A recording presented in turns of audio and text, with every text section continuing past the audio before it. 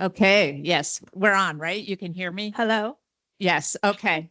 So this is a first for us as far as this event. We have an actual Super Bowl advertiser on stage. So exciting. Yay.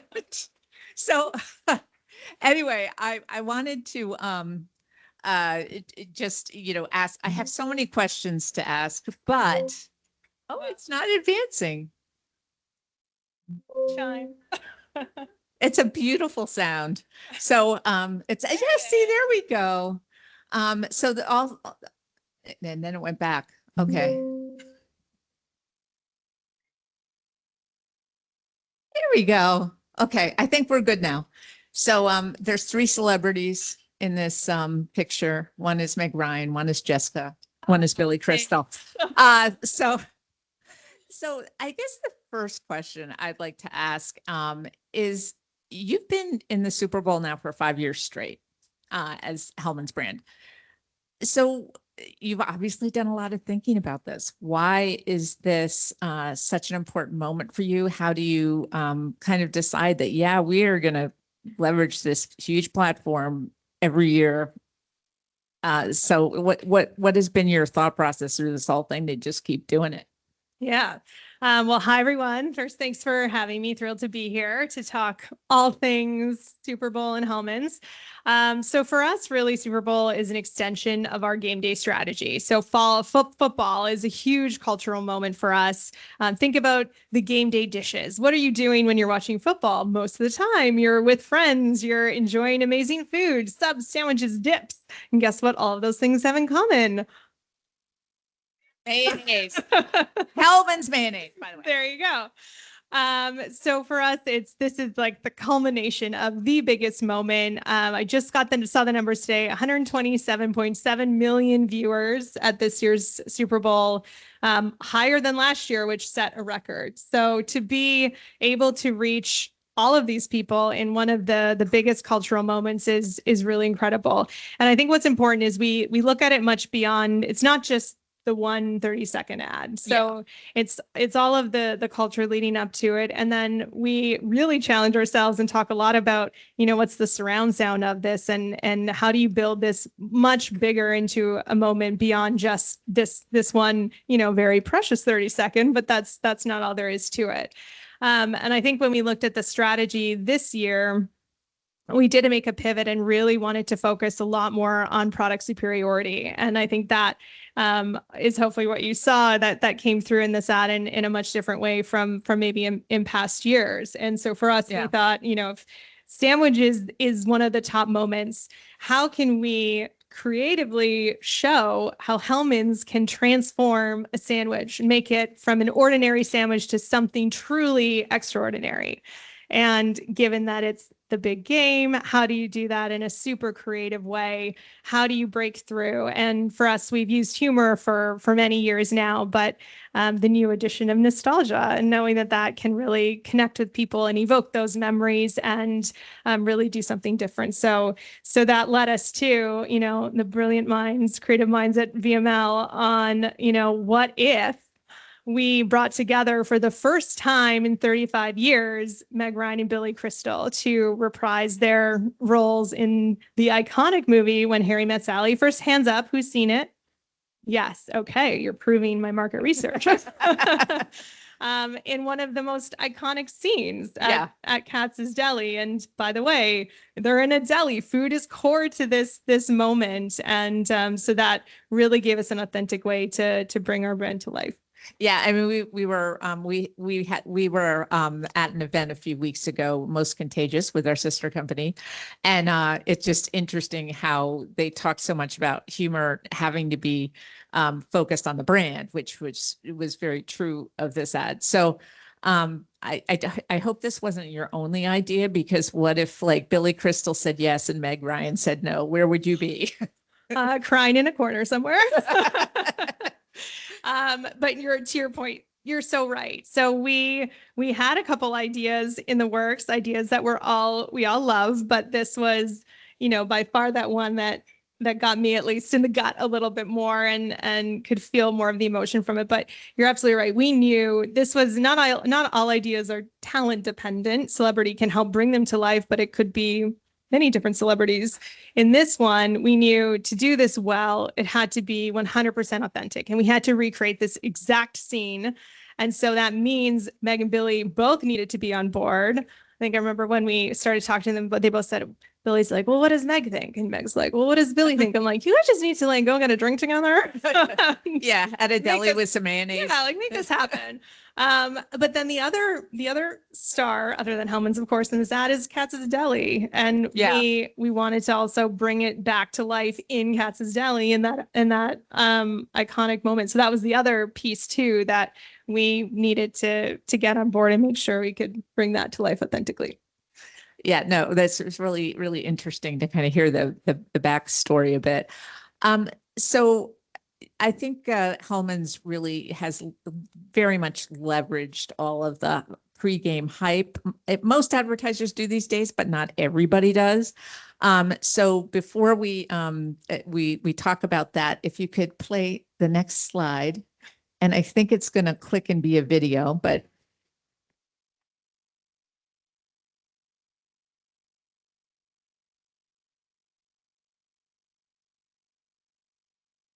so did you get all that? Oh, good. I'm glad we're keeping it up on screen because it's impossible to follow all of it. But I mean, I just love that I'm a 25. Yeah, the 25-year-old market. That's her. That's her. She's right here. So tell me about how you kind of leverage all of the different channels that you can with this, so that the 7 or 8 million, I don't know what you paid. I just know it was somewhere in that range. So that you maximize, what you can get out of this moment. Yeah. So again, we knew the power of Meg and Billy coming together for the first time in so long would drum up a ton of interest. And so there are a couple of things that kind of happened in the tease phase, let's say, before we even, we're talking about Hellman specifically. And that was Meg posting on her Instagram, wait for something iconic is coming. And it was a photo of her and Billy wearing that sweater.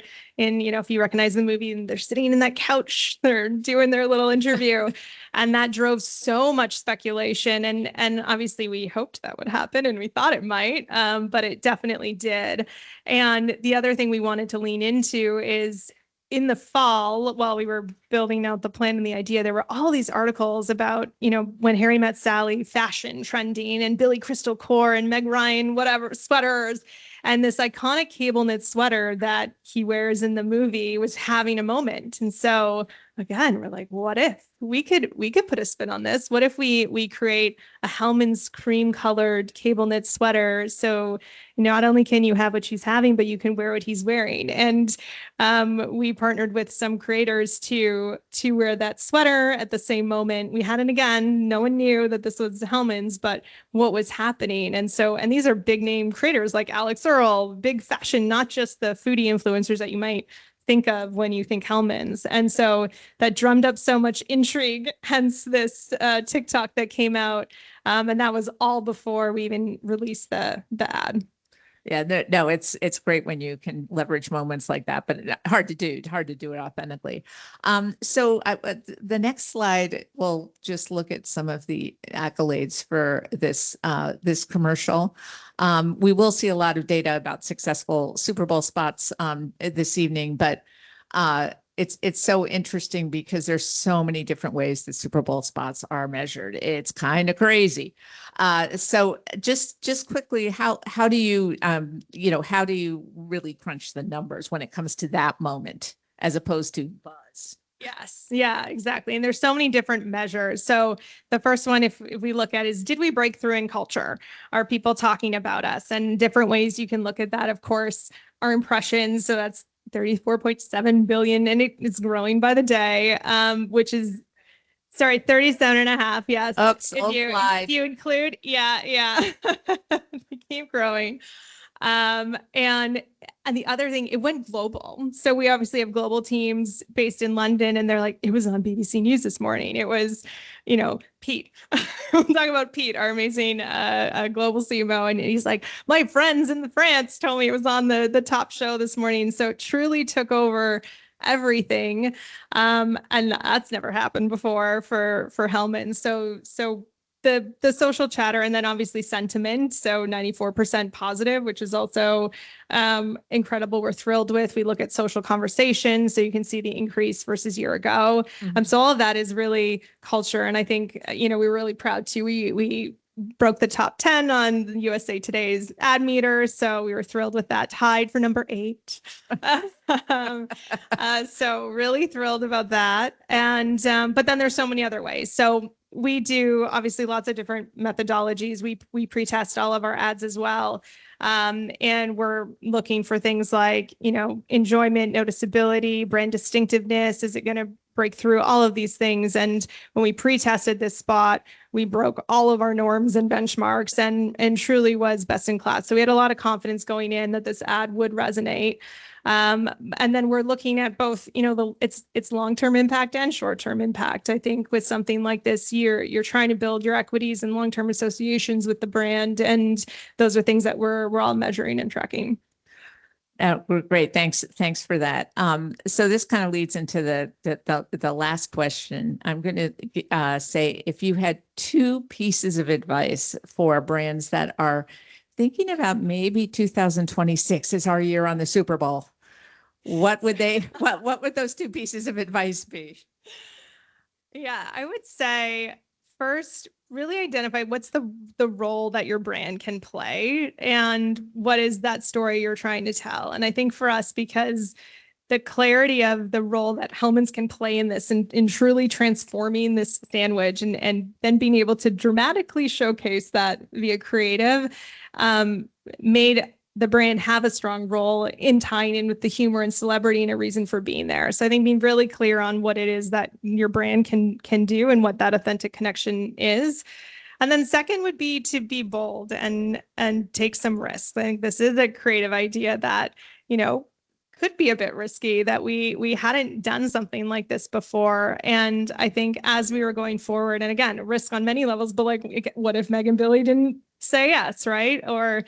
And as we kept developing it and building out the surround sound, I think all of us just said yes to a lot of things. And like, how do we make this bigger? And there's a connection over here. And, once we saw the final spot, we're like, well, cinema, like, why aren't we in rom-coms that are coming out? And so even just unique media placements or, connecting into commerce, we had a first shoppable recipe with Roku. And so we kept building and building and building on the idea, again, to live much beyond just the one spot. And this is actually the first time we're running the ad at 15-second all the way through to May as well. So really extending the campaign in a bigger way. Yeah, so I think you guys have the playbook now. So each of you will have a Super Bowl ad going forward. So I want to thank Jessica. She will be back on stage for the panel after System1 does a presentation, and I'm going to throw it back to Anne Marie very briefly. And so thank Jessica for joining us. It was great. Thank you, guys. So I'm going to bring up Matt Owen from System1, and Matt is going to take us through the findings for the Super Bowl ads for this year, the rankings. So please welcome Matt, Senior VP, Agency and Partnerships. Thank you. So, I don't like this podium. All right, so how to win the Super Bowl. Now, if you're not familiar with System1, we are one of the world leaders in advertising and marketing effectiveness. We're essentially pre-testing work for clients, but on the other side of things, we test almost every single ad that airs linearly. So we have this robust database of about 135,000 ads that we can see what's working, maybe not working in certain categories. So just to set this up, and I want to get Jessica and the rest of the folks back up here when I'm done. So I'm going to be pretty quick with this. Just to make sense of System1 and how we do certain things. So we have 3 distinct kind of metrics. The first is a long-term brand metric. So we're looking at the long-term brand growth based on the positive sentiment within the ad. And the reason why I say positive is I don't want to use the word happy, because that just assumes, smiles and butterflies and we're making everyone feel cheery. That's not the case. We want to make people feel happy after they've experienced your ad, right? Give some tension, piss people off, make them upset, put them in the cat's deli, make them feel something, right? As long as you're leaving them feeling positive after the fact. So our rating goes from 1 to 5.9. You might not see it here, but actually over half the ads in our database, close to 75,000, one-star ads, meaning they're doing nothing whatsoever for your bottom line. We want to avoid that. That's what we're trying to get to. Now, if you could care less about your next 6 to 36 months and you want to worry about the next 8 to 10 weeks, we have a spike rating, which is our short-term metric. Now, we compute this based on the speed of branding, so more of a digital metric, and then any sort of emotional intensity whatsoever. The thing we want to avoid here is neutrality. Make people feel something, piss them off, make them upset, fearful, rabbit hole, tubey, the whole thing. Just make them feel anything. Neutrality is the killer of advertising. We want to avoid that, right? Now, the final metric we have is just brand fluency. It's a percentage of the individuals watching the spot who can correctly identify the brand unaided after they've experienced the comms. Now, you would assume most ads are 100%. That's not the case, right? We want to build in fluent devices. We want to build in more branding elements that allow you to understand the brand without the logo slap that I'm sure we all are grossed out by. So throughout this entire through this next 10 minutes, I want to talk about my top 3 ads that I thought kind of did the work for the Super Bowl. Now, the first one is very sentimental to me because my father taught me that if there's one rule in life, it's always have Hellmann's in stock. I shit you not. And he says, do not give me the fake shit. He loves Hellmann's, and to this day, I carry 2 Hellmann's and I'm not pandering, 2 Hellmann's in my house at all time. So I want to kind of walk you through, the way that we measure things and how the Hellmann's ad scored, because that's what we're all here for. And I probably care about mayo as much as most of you in this room. So what we're going to see here in the top left corner, we're going to see the emotional response. You're going to see the second-by-second kind of emotional trace, how people felt, the positive, negative, all those things are going to jump out. And on the bottom left, we're looking at brand fluency. So when individuals correctly identified the brand. So let's play this. I can't believe they let us back in this place. Oh, no good? I know. Oh.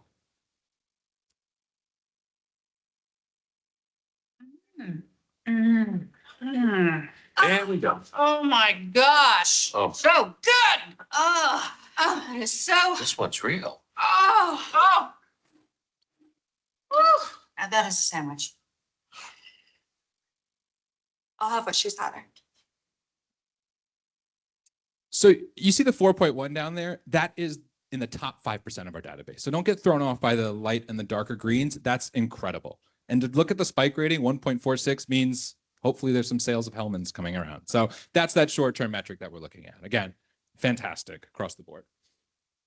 So how do the big games ad traditionally stack up? Because I think we all know there's a lot of money spent with celebrities and media and all that good stuff. But unfortunately, it kind of is the same as standard advertising. And we see that through the years, 2.7 to about 2.9 for Super Bowl, and then 2.3 being the US average. So again, maybe move some of that funds to elsewhere. But funny enough, this year, we finally got a 3-star. For the average, which is fantastic. We had 3 5-star ads. Lay's being a 5.9 is the top we can get in our database. I'm not going to talk about Lay's. We've probably seen that 1,000 times. But you will see I think we had about 20% uplift in 4 and 5 stars compared to last year. We do have a lot of 1 stars, but that's the Super Bowl, right? You take a little risk. But I think for us, it's seeing the quality come out this year, which is great from our perspective. And I know Cathy or Anne-Marie mentioned that early on, we like to look at the returning celebrities and potentially new celebrities. We know it's very difficult to break in a new celebrity, but they actually did very well this year. So kudos to anyone who uses celebrity, but also don't be too scared with the celebrity as long as you're using them the right way. Now, the second ad I want to show is near and dear again to me, if you can tell from my shirt. I'm a big Batman fan, and this song kind of resonated with Batman Forever. If you haven't made the distinction yet, we're going to look at Seal. Mountain Dew Baja Blast.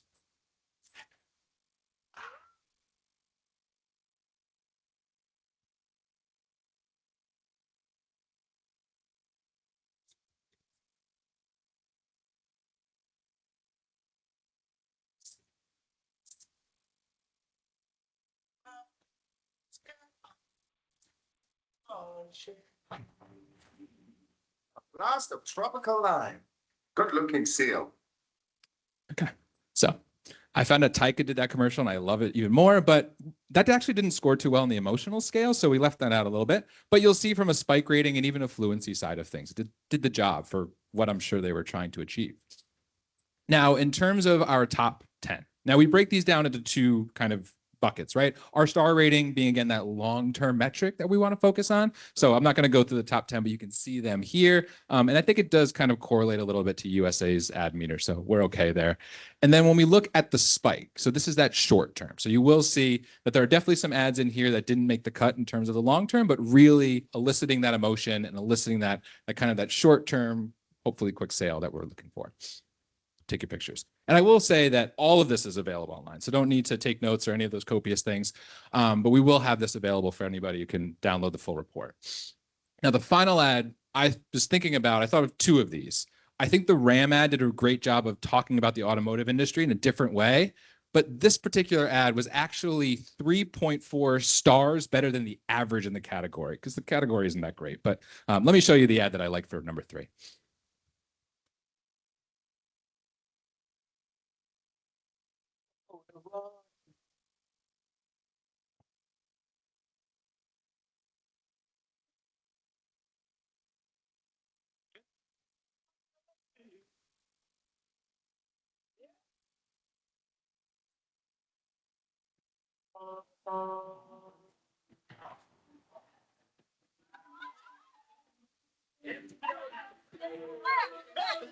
B12.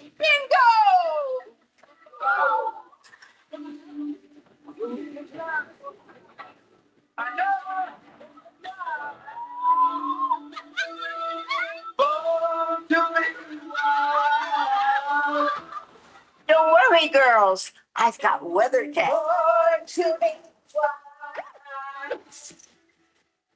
For whatever comes your way, there's weather tech. So I want to just highlight the brand recognition down here, because obviously that's a creative execution. We don't necessarily say brand, you don't have to brand early and often, but I love that way of showing weather tech. I thought Vin Diesel and the Haagen-Dazs team were coming there. But for us, we wanted to highlight a 5.2 in the automotive kind of, what we call that category, automotive, stuff, whatever. Yeah, at 5.2, the average in that category is 1.8. So head and shoulders above the category average, and 20% neutrality. Unfortunately, neutrality is one of the biggest emotions we measure on top of happiness. So seeing that kind of about half the average is music to our ears as well. Now, I don't want to have to do this, but I'm going to put myself on the spot. If we have any questions, thoughts, concerns, anything, shout them out now, and Anne-Marie will gladly come up and get you a mic. I hope. And System 1 team softballs are always welcome if you really want them.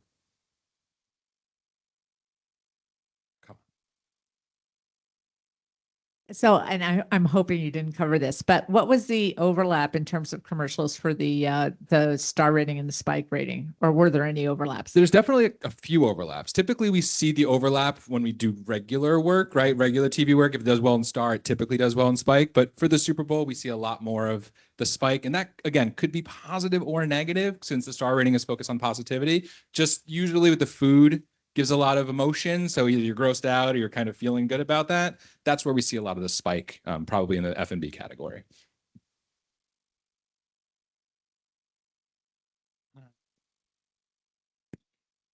Hello, I'm Michaela from Tracksuit.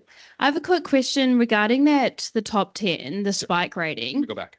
Is that influenced by category? I just noticed that booking.com is the only sort of non-CPG.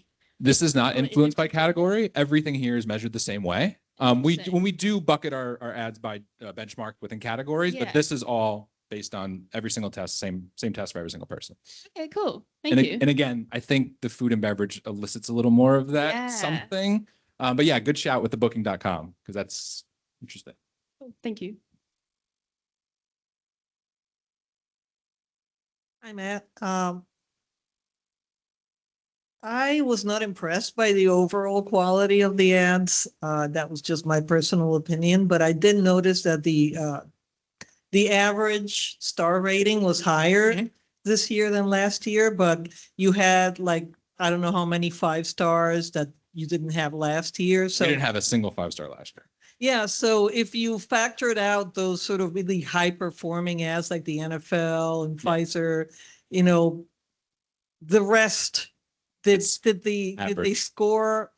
It'll probably net out to the average. Yeah, because if it's 3 and the 2.3, but those top whatever in the bottom whatever you want to pull those out, it'll probably all nets out to the average of, and that's again, some of the problem for us is you spend all that money in doing that. We should try to get that up a little bit. Hello, I'm Tom from Springboards.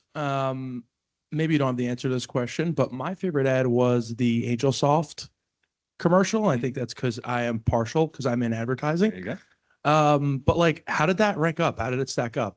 Curious as to the reaction from you guys. I think that scored decent. We had a lot, actually, we had a lot in the 3-star category this year. Like Nike as well scored pretty well. Typically they don't necessarily score so well because they're a little dark in that realm, but I'm pretty sure that ad scored in the 3-star range, but I'm happy to follow up with you with that. I don't have it off the top of my head. But ask Vanessa, and when she comes up, she knows everything. I have a question. Yes. Do you measure these live or you test them after they have aired? You test them with a sample somehow? We were testing these live on the spot as they aired. Typically, again, for client work, we'll do pre-testing, so no one will be exposed to it. But I would assume most people were not exposed to these when they were testing.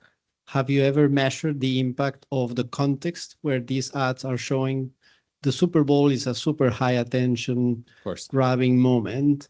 And I wonder if there is a difference in how these ads perform if they were not in the Super Bowl. Yeah, we've tried measuring context. It's a little difficult for us to have norms on those, right? Because we do that with digital too. Like TikTok is different from Facebook, from X or Twitter, whatever we're calling it these days.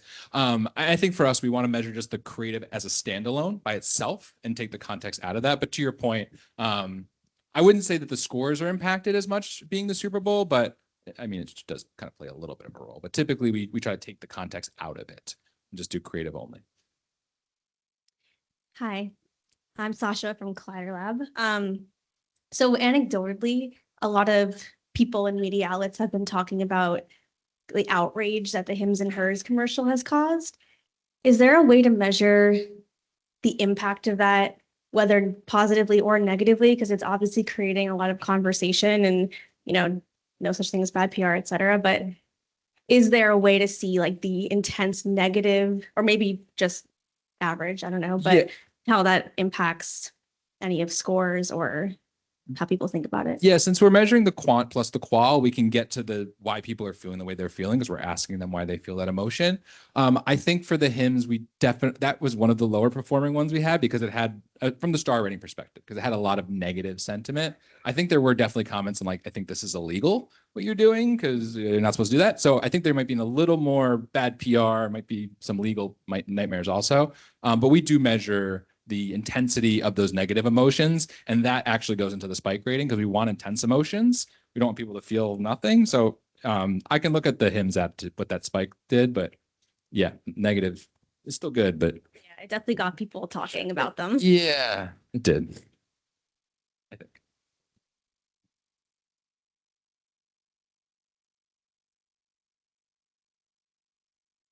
At the back over here. So as we are all fans of advertising and marketing here, our favorite counterpart in any business is the CFO. So sorry, that was British sarcasm. Were there any winners with the CFO, which would this would make your CFO happy? This slide. That's the slide? That's the slide. So our star rating is a blend of the quantity of advertising, the media spend, plus the quality. And those are the way the CFO and the CMO can speak to each other. I think for us, we put all our eggs in the star rating bucket. Again, from a Doritos perspective, right? Put money behind this, be confident with what you're doing. It's a lot of, it's doing well, but also it's fuzzy. So I would say our star rating would be the CFO and the CMO speaking to each other.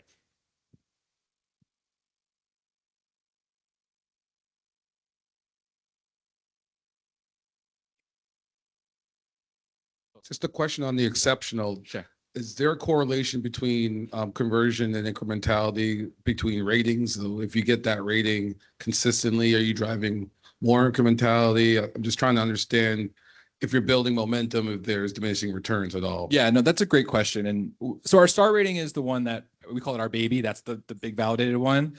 Our spike rating can go a couple of different ways. So the Hims example, right? That probably scored very well on the spike because it elicited intense emotion. just going to be negative, but that's an indicator for us that there's short-term action, right? There's website traffic, there's buzz, there's people talking about that, not necessarily direct sales. So that's kind of how we look at the spike rating is there's going to be some momentum behind it and some conversation. Is that going to lead directly to sales? I think that's for the brand to let us know.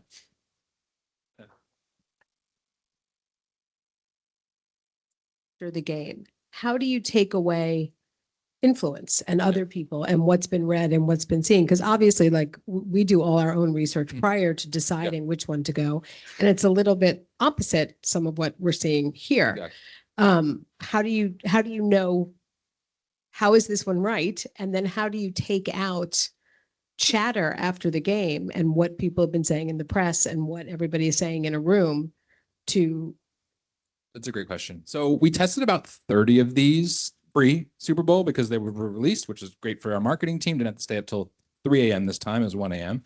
But we do test everything live. So we tested everything before 1 a.m. So theoretically, hopefully there wasn't too much exposure to it. But I will say, you know, what I always say is this is part of your toolkit, right? It's not the end all be all. It's hopefully a different perspective as to what you'd use for research. And what we're trying to do is, again, focus on that long-term brand building, because that's what we know from the long and the short of it and all the marketing scientists out there. That's going to help us build brands. But we can do the long with the short. You just can't do it the other way around. So we obviously believe this is part of the puzzle. It's not the only piece of the puzzle. It needs to be kind of figured out, unfortunately, by someone other than us. Okay, great. Thanks, Matt. That was fabulous. Thank you. Okay. So next up, we're going to bring a panel up, and Cathy and Jessica are going to come back up. And they're going to be joined by VML's Laura Jones, who is the Chief Strategy Officer of the BAV Group, and also Vanessa Chin, SVP of Marketing from System1. Ladies. Hi, all. We're back. That was a great lead in for us talking about long-term and short-term and all those great things that we should all be really focused on. I found with that seal spot that, like, the people I was in the room with, first they were like, ew, and then they started laughing uncontrollably. So I don't know, again, I don't know how that spot did, but anyway, that seemed to be the reaction. There were a couple of ew moments. You know, the 2B people with the flesh, the cowboy hats made out of the flesh on their heads. Whoa. Anyway, so with that, that's my opinion. So first question for all of you is just kind of your overall impressions. Vanessa, we'll let you start. I mean, obviously you have a lot of data that you guys crunched to come up to a conclusion, but what's your thought on the overall scene this year? Sure. I mean, the data shows us that it was a really strong year. And in terms of all the advertisers, it was a really strong week leading up to the Super Bowl. We had the best scoring ads that pretty much were released ahead of time. And it was, one 5-star ad, another 4-star ad after another, a lot of really strong storytelling. So we were incredibly excited for Sunday. Well, my first impression was, what is up with all the aliens? There were a lot of alien references. Yes, there were. They were everywhere. And I swear that we don't all corroborate on that. No, but overall, there's a few takeaways. The first is thinking about the context of the moment. A lot of people in the prior presentation was thinking about the moment. I was in a really crowded room for the Super Bowl. I did my homework, so I watched all the spots online so I could be everyone's ad Sherpa. But I was just really struck how much dialogue there was in the ads, and how, in previous years, we always sometimes kind of lament how ads take on a lowest common denominator for the Super Bowl thing with the sight gag or the cheap trick.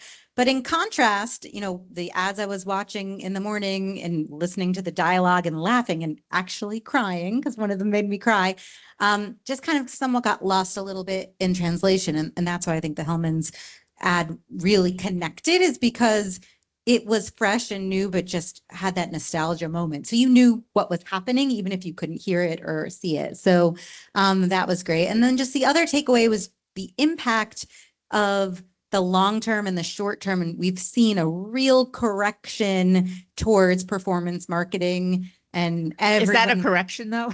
Well, let me rephrase that. We've seen a real leaning towards performance marketing, but more and more, even, a lot of the big ad platforms and networks have been saying, aren't we forgetting about brand, right? And Super Bowl being a gigantic moment to create brand, not only obviously awareness, but meaning and differentiation.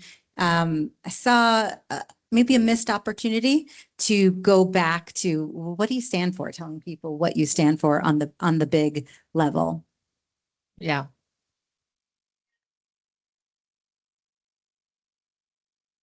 Oh, okay. Maybe. We can share. Yeah. Oh, Am I yeah. on You're now? you're on now. Okay, Yeah. great. Yeah, I mean, for me, someone who's grown up watching the Super Bowl for the ads, this is always what I look for. I think, I loved always looking at what emotion are you trying to tap into? And I think we saw a lot with humor. We actually saw the nostalgia theme play out on a couple of them. So obviously, as knowing where we went with Hellman's, that's what I was trying to like, ooh, what angle did each of these brands take? And then there were some more emotional ones, like with a stronger message, like Dove, I think did a fantastic job. Yeah. Of course, too, there was a lot of like female in sports and the NFL ads that of course scored very well too. So I think there was some that clearly rose to the top, and always love to see what everyone is doing and all of again the storytelling leading up to the big moment as well. Yeah, well, it's funny because this isn't exactly news that some of the spots become kind of overcomplicated, and you almost feel like you should do a Super Bowl spot and be able to understand what it's telling you without any sound. And when you look at some of the spots that did really well, and I think I saw the Lay spot was #1 for System1 and did well in some of the other surveys, all of which measure different things, by the way. So very hard to kind of tell what the best spot was. The Lay's commercial was just such a nice, simple story. And some brands do that, and some brands every year get overcomplicated, kind of playing inside baseball. And it's just, it makes you a little sad for, people in advertising that, remember, read the room. We're all we're usually with friends. We might not be paying attention, except we're going to be on a panel in 2 days. And so we better get our act together. It's just not a natural situation that all of us are in. So that was kind of my big takeaways, like simple storytelling. Hey, so another thing that I think System1 talks about a lot, different phrases for this. System1 calls fluent devices, distinctive assets. I mean, what brands did you all feel really did a great job of kind of leaning into that aspect of their brand, so that even in a crowded room, people would say, oh, that's a commercial for Bud Light or whatever it is. So many of them, but I have to say Budweiser, from start to finish, everything from the setting to the horses to the barrels to the bar to the crown, it just through and through was everything that Budweiser has always been, and you couldn't miss it even if the sun was off. Yeah, and I think they went back to their old tagline. Who remembers this Bud's for you, right? If you looked at the end of that spot, that's what the tagline was. So I kind of got, that was a nostalgia moment for me because I've been in advertising too long. So Laura. Well, it's football, right? And I'd be remiss if I didn't remark on the reaction that the Novartis spot got in the room. Yes.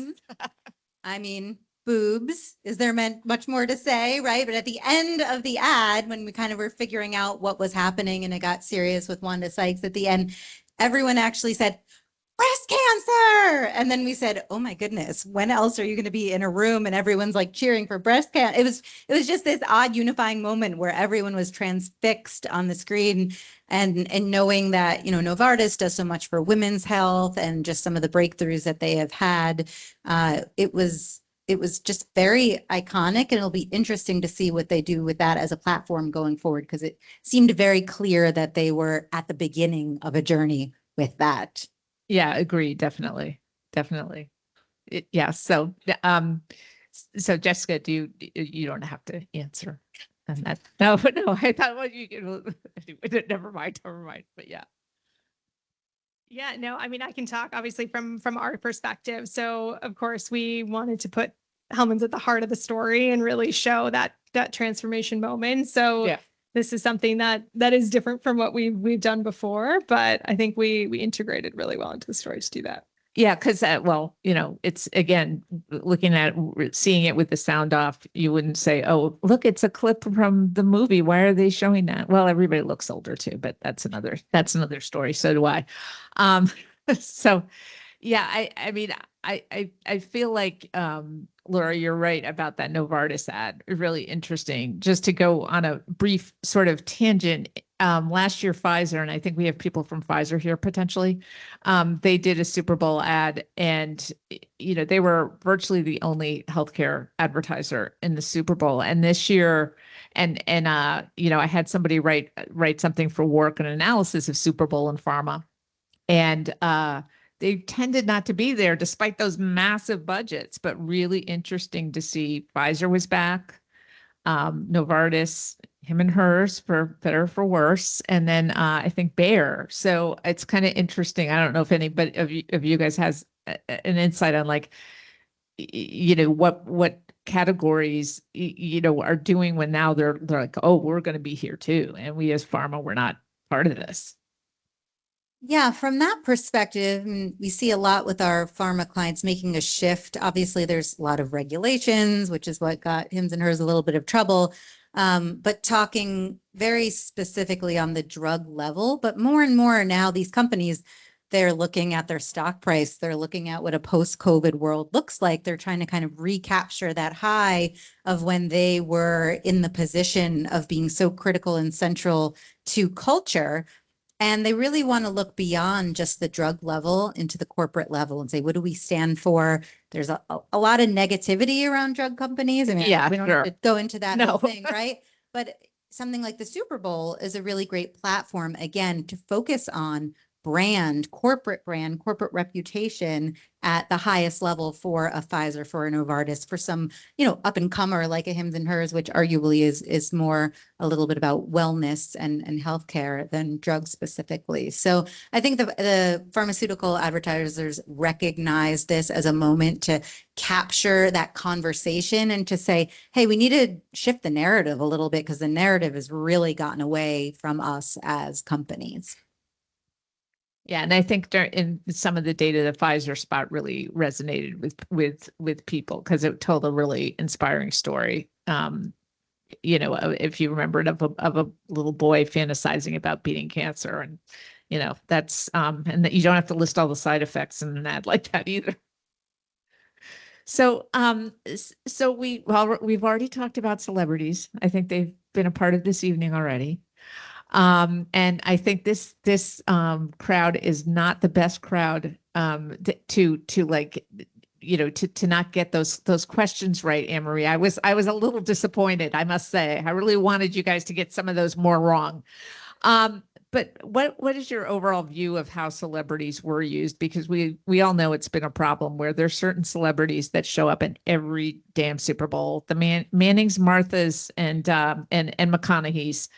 But how do you think brands did this year in terms of really wedding celebrities to their brands in ways that felt natural? Sure. So, as we know from Matt, celebrities aren't necessarily always your ticket to success. But of course, when Harry met Sally, it's going to be like my annual Super Bowl tradition where I think I will watch that movie now every Super Bowl. Just like I watch Groundhog's Day on Groundhog's Day. But for me, a couple examples. One, Stella with David Beckham. He's really intertwined with the brand, and having that consistency can really work hard for you. So that's really important. Mm-hmm. And then the surprise was Haagen-Dazs. That was a surprise. The not so fast, not so furious. Obviously, the celebrities were in the roles that they're known for, so you really got that quick attention and the quick flip with the taking it slow. I'm excited to see what they do with that platform. Yeah, that was really surprising in so many ways. Yeah. I love that too. For that reason, that was where I'm like, ooh, another nostalgia play. I thought they did a great job.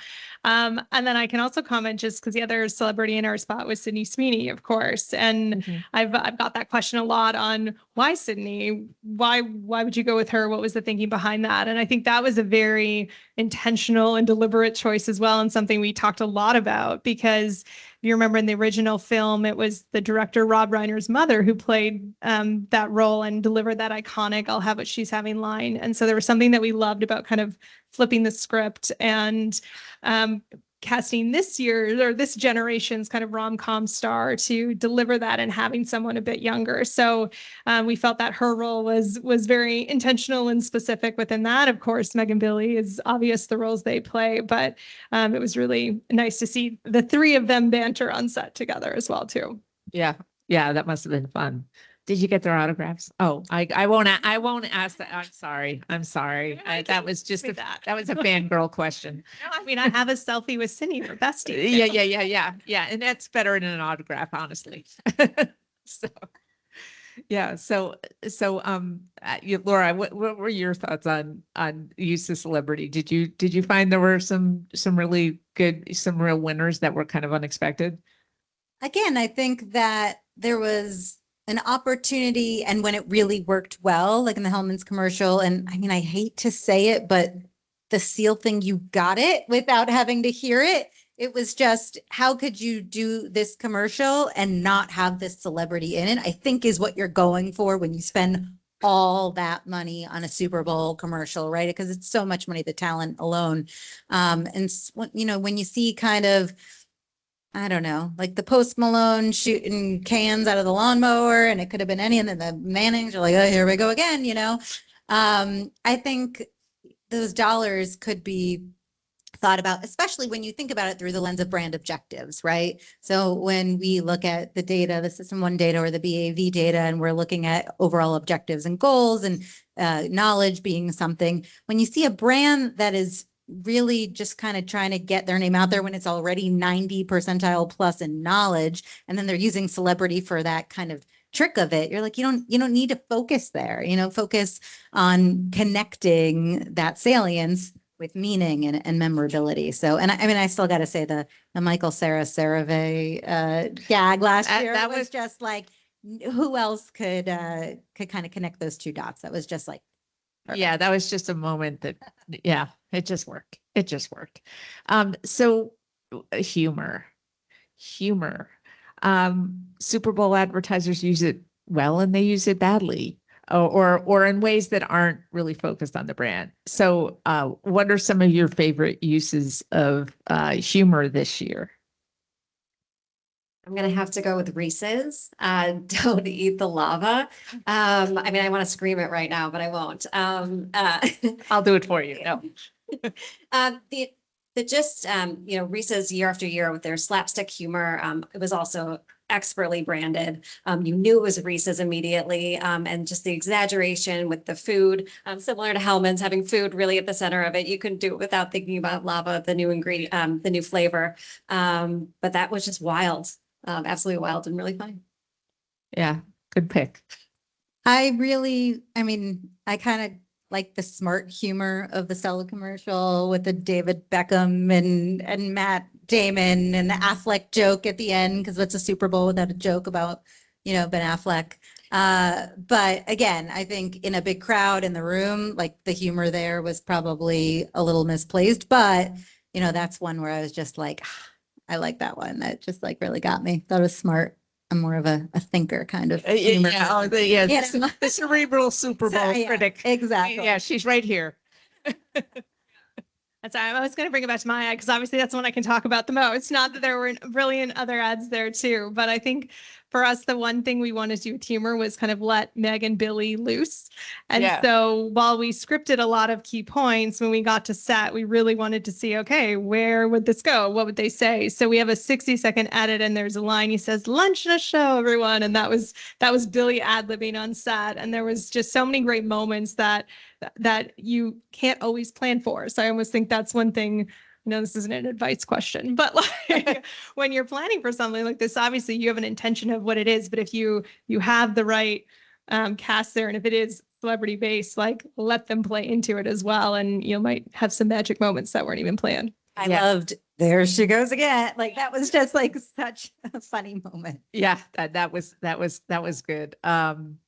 So it's also just to talk briefly about emotion. And one thing that I think I just recognized was that there were quite a few brands that might have used a funny approach last year, and they kind of went the emotional route. Lay's did. I don't know if Lay's was an advertiser last year, but in past Super Bowls, they've gone the humor route. I think Rocket Mortgage had a much more emotional spot this year. So just curious about how you thought emotion was used, and if anybody has any really wonderful insight into why brands kind of pivot and how they approach their Super Bowl advertising from a tone standpoint. I'd love to hear that as well. Sure. So you briefly mentioned it, but Lay's, there's a couple things there. A single, really well-crafted story. As the journey of the little girl with her tiny potato, they didn't add too much into that story. They really kept it focused on her, some like slight winks to her mom, but it really was her journey in having that patience and perseverance and growing that potato to be a Lay's potato. And they didn't overdo it. And that really, combining it with incredible music just created something really special. Yeah, I had two, and kind of thinking about just the range of emotion, the stand up to all hate spot was just so powerful. Yeah. And just really, I think, got at something that is just so at the core, in between the dialogue that created, and then Kendrick Lamar, and just like all the levels of meaning and the art that was. I think it was a really important moment to evoke emotion. And it probably evoked a lot of emotion in a lot of different ways. Yeah, positive and negative, definitely. And then more traditionally, Google always plays at our heartstrings during that spot. And if you haven't watched the 2-minute version, anytime you just want to make yourself cry, just that was the spot. Watch it. Yeah, that was the one that made you cry, right? That one made me cry. Yeah. So yeah, that ad was about a guy who's interviewing for a job, and he's using Google's AI tool to kind of prep for his job interview, and it's about him being a dad who's gonna re-enter the workforce. So it's very well done and hit women and men a lot differently, right? I was in a room with a bunch of dads, and I was like, oh my goodness, it's so beautiful. And then one of the guys who had been out of work for like 18 months actually got laid off from Pfizer. And he's getting a job now. And he's like, yeah, that didn't fly on the interviews when I was trying to get a job for 6 months. So, I think that there was a lot of mixed reactions too. And it just goes to show you really have to think about audience, and is there, monoculture, and just what you're messaging us. So. I think you talk about the range of emotion. Like there's ones that touch you deeply and that you are crying and you're feeling something. And then sometimes it's okay to just have joy and be lighthearted. And I think in today's day, sometimes that's all you want to. But I thought this year there was a really nice breadth and range of that. So it was a nice surprise on where each of the ads were going. Yeah, they weren't all hilarious, and I don't mean that the humor wasn't funny. I just mean it was a real. It wasn't the intent for all of them, right? It was a real range. So as we've mentioned today, we just did this big report, the multiplier effect, in partnership with System1, among others, and it really talks about the need for long-term and short-term metrics to be and advertising to be really tied together in a much more sort of profound way than they are. They're often siloed, and the messages don't cohere, and there's all sorts of problems with that, as we know. And Super Bowl is obviously this huge branding moment. And one of the things we talk about in that report is a brand platform, which is sort of like talking about a campaign, but it's sort of a bigger idea than that. It's that core essence that you can really use for short and long-term benefit to a brand. So with that little preamble, that was a long preamble, actually. What like ad really stood out to you in terms of being something that is going to stand the test of time and really be able to build on those long-term and short-term metrics? My favorite was the Nike ad, actually, because it's kind of a return back to brand. And of course, I love women athlete empowerment. Yes, but that was the one for me. So anyway, now Vanessa gets to go. What was yours? I might do two. One, just because I mentioned it already, but Haagen-Dazs and being able to slow it down and savor, I think is something that you could extend forever. So I'm really interested to see what they do with that. And then because someone mentioned it earlier, I have to take a opportunity to talk about Angel Soft. I'm Yes. really excited about, we're excited about brand mascots. They're really hardworking for your brand. They can do a lot of things for you in terms of like immediate recognition, and they can bring a lot of character and a lot of fun. So I'm excited to see what they do with it. I am just so like getting the popcorn out for this hims and hers thing and how it's going to play out, because from a brand point of view, whether you loved it or you hated it, or you want to sue them, or you think they broke all the rules, if there are even any rules anymore, they started a dialogue and they told people who they are, but more importantly, who they're against. And so those are some fighting words, and I'm just really interested to see how they're going to continue on that platform, because they really created something I think that lives beyond, the ecosystem of a tagline, or we were talking about this earlier, right? But what do we really mean by a campaign? Do we mean a tagline? Do we mean a platform? Do we mean an evergreen creative envelope? Or do we really mean a movement and actually starting something that might have the impact to change industries? So I think that that's really one to watch. Yeah. Yeah. And I think because we were talking about this earlier, and I think for Hellmann's, I mean, this was a pivot from us versus last year, where we've been talking more about our Make Taste Not Waste campaign. And while that's still a very important part of our brand and what we do, the pivot for us is really to focus more on the product superiority and letting taste take over. And I can see, is there going to be next when Harry Met Sally reunion 2? Probably not, but you can see how the overarching platform of like these transformational taste moments and how you dramatize that can come to life for us in many different ways. And we have a flavor platform, other products that we have. So I think we are trying to drive some of the distinctiveness and consistency now in that platform and approach moving forward. But I don't think that means that every execution has to be the same either. And so some of them, like Budweiser, I think leaned more into really bringing back existing elements that people are familiar with and have seen for many years. But I think it can be done in very different ways too. Yeah, no, I loved all your answers. So we're going to go to Q&A now. So get ready. We should definitely keep an eye on all these campaigns. We'll come back. We'll have a reunion in a year, and we'll see whether any of us were Predictions. right. Oh no. I think we would like to put up the slide for the multiplier effect for those of you who'd like to, download it. We have a QR code and all that. But so questions. I've got Anne-Marie doing way too many things right now. She's got the mic. She's got the Clicker. remote.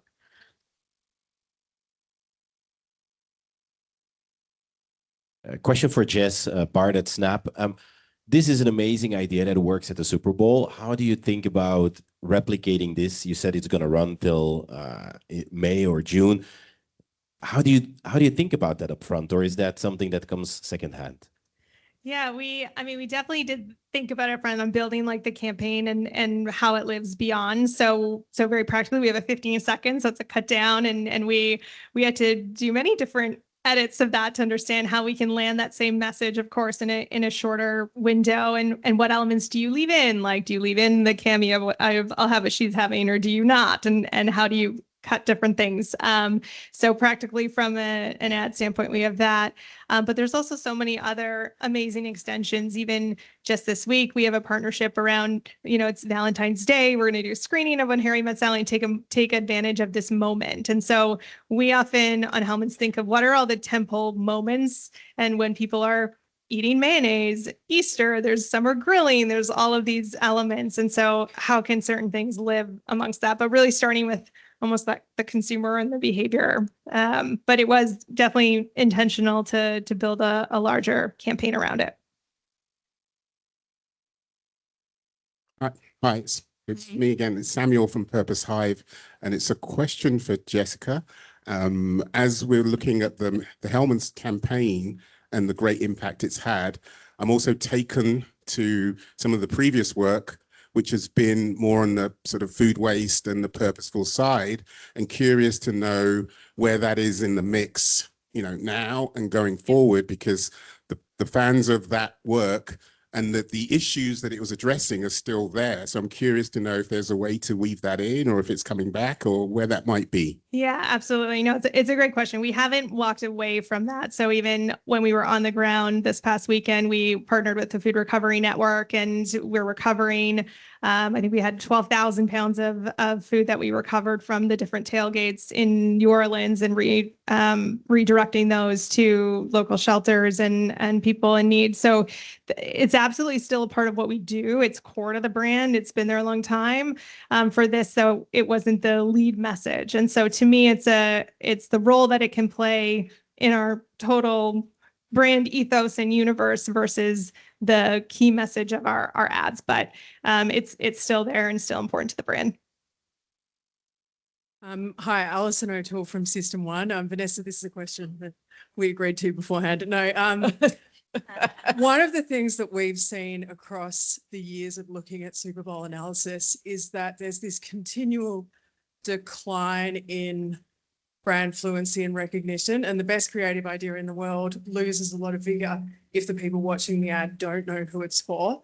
I'm interested to hear takes both from a brand and an agency perspective on what can be done about that, and sort of who is doing good things with improving. So is that question for me? Yes, it is. Right. What can brand and agencies do? You know, I think a couple things. The first one is actually, the first thing is know what your distinctive assets are. And it is interesting, me being, I used to be on the brand side and the agency side, and there can be a debate on that. And so really having an understanding, you know, not just your logo, not just your colors, but what are those things, you know, different settings or, different constructs for your campaign, really having an understanding of what people can immediately recognize. And then the second part of that is just hammer it home. You've got to use them all the time and stay consistent with them. Don't change with every new campaign. That consistency is just crucial. Yeah, I think as advertisers, we get sick of and very familiar with our distinctive assets for our campaigns way sooner than every other person who's sort of paying attention. And so it takes a lot of discipline to keep that going. Yeah. Yeah. Again, you know, reading the room and kind of forgetting that, you know, everybody doesn't live and die by your brand, even if you do. What? So true. This is one added. We always are like, wait, what's the next campaign? What's the next campaign? And they're like, not everyone has even seen this one yet. Slow down. Like there's such a thing as frequency. Yeah. To build salience and It's there for a reason. Yeah. Yeah. So any other questions? Oh, wait. Firstly, an observation and then a question off the back of that. I think that you were getting at it with hims and hers. Like there was so many shots fired at the Super Bowl this year. If you think about Duncan going after Starbucks, you had Timo going after Verizon and AT&T, and then of course we had a halftime show full of, you know, diss tracks and Serena and all the rest of it. Is that kind of pointing out the competition, that kind of outlandish pettiness that we're seeing, but kind of confidently so, right? Is that something that we think we're going to see more of? Is there people that got it right? Are there people that got it wrong? I'm interested in your thoughts.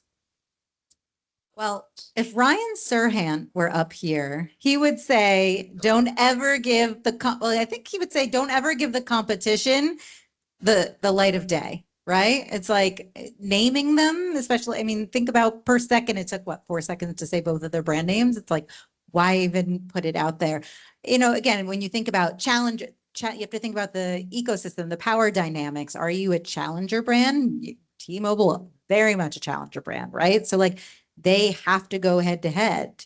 You know, other brands, they don't really gain anything from evoking their kind of competition. It's kind of punching up versus punching down and whatnot. Even Hims and Hers, I mean, they were calling out the industry, but they didn't have to be like, hey, Novartis, et cetera, you know? So it's something we always debate in the rooms of creative briefs and strategies. I think every situation's a little bit different, but typically it comes down to what the equity profile is of the brand, what the overall objectives are.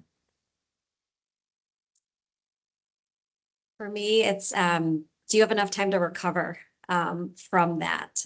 Because in the work, you know, you have 15 seconds, 30 seconds, 60 seconds. And if you are going to make that shot at your competitor, do you have enough time and you build that tension? Do you actually have time to recover as your brand is the solution and leave the viewer feeling like there is a solution to the problem and that, you know, this brand is at the center of that? What we often see is that essentially when there's so much negativity, you may not be able to shake it before the work's done. And that leaves you in a not great place.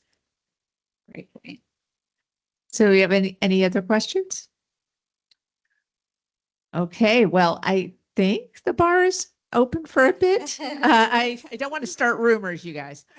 So yes, the official part of the program is over, but we'd love for you all to stay and network and have some fun seeing each other. And I cannot thank all of our panelists enough. It was really terrific to have them, and thank you, System1. Where are you, Matt? For your insights, and thank you all for coming. It really is fun to discuss Super Bowl spots. It's yes, we want to talk about effective work, but come on, it's the Super Bowl. It's supposed to be fun, right? So anyway, thanks so much, everybody. Yeah, thank you.